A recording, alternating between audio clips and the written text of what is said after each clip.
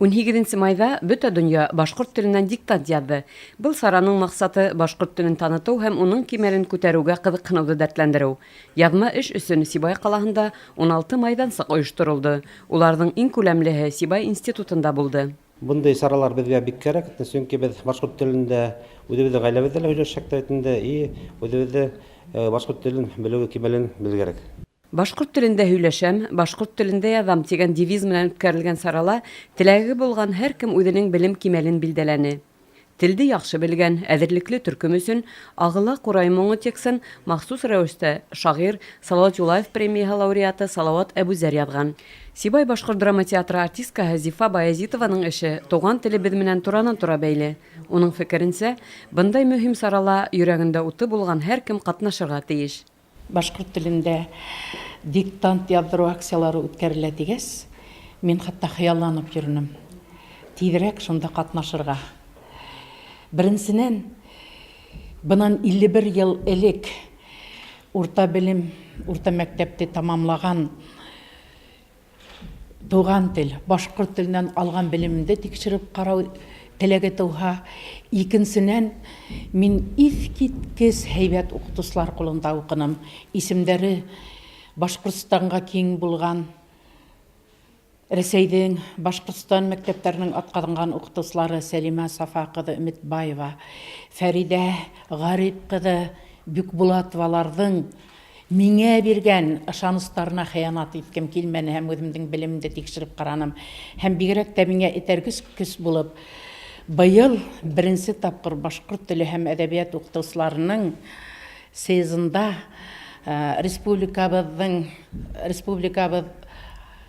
башыгын вакытлыса башкаручы Рази Фәрит улы Хабировтың ошо акцияга шул тиклем зур әһәмият бирүе был киләсәккә бер зур итәргес көс.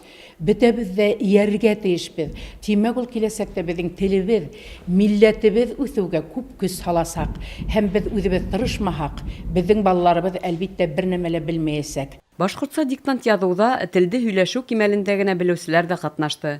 Улар өчен Өфө турында еңел текст тәкъдим ителде. Без бүген халыкара диктант яздык, мин кушылдым.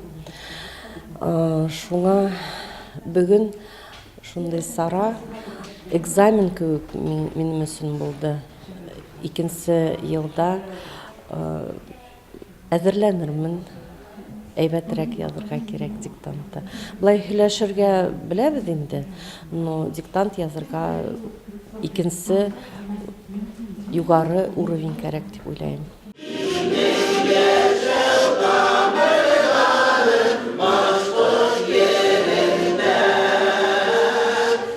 Бұл көндө каланың 5нче мәктәбеле тантана кәефенә сулганды. Диктант язырга килгәндәрде байрамса киенгән укучылар дәртле Курай моңы каршыланы. Бүгенге был диктант беренчедән башкорт теленә пропагандалау. Шулай ук икенче яктан бүгенге был диктантта укучылар гына түгел, ата-әниләр дә катнаша һәм бүгенге көндә кем үзен башкорт телен белем кимәлен тикшереп карагы килә, ул да язала.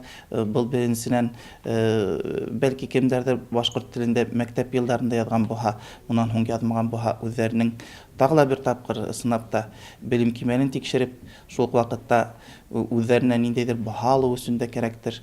Һәм әлбиттә был акция дип әйтәйек, укучылар өчен яхшы бергәләшеп, күмәкләшеп бөтен мәктәп менән диктантты бер көндә язу ул бит инде байрам һымак. Башкорт теленнән диктант язу быел халыкара статусы менән үтте. Был көндө бөтәһе 745 майдансык эшләне. Шуларның 25-е Рәсәй Федерациясында, 18-е сит илдәрдә булды. Был үзе үк телебезгә игътибар артуын, ихтирам булуын күрһәтә. Гөлсәрия Билева, Лиана Кириллова, Радмир Исәнголов, Гөлгенә Арыскилдина, Яңлыктар хезмәте.